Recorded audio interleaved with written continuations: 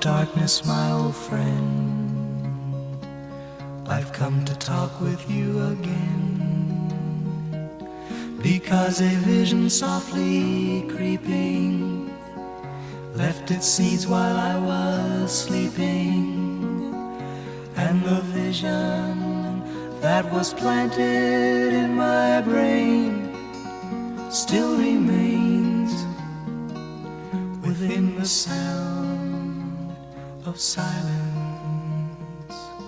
In restless dreams I walked alone, narrow streets of cobblestone, neath the halo of a street lamp.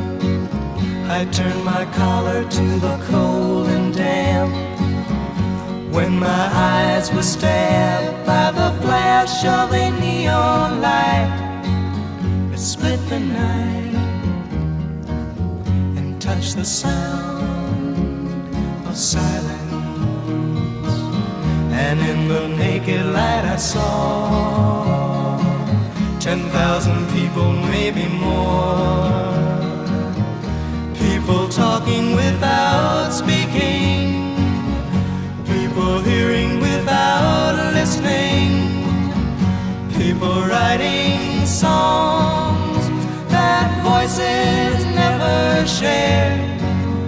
No one dared disturb the sound of silence. Fool, said I, you do not know, silence like a cancer grows. Hear my words that I might teach you, take my arms that I might reach you, but my words like silent raindrops fell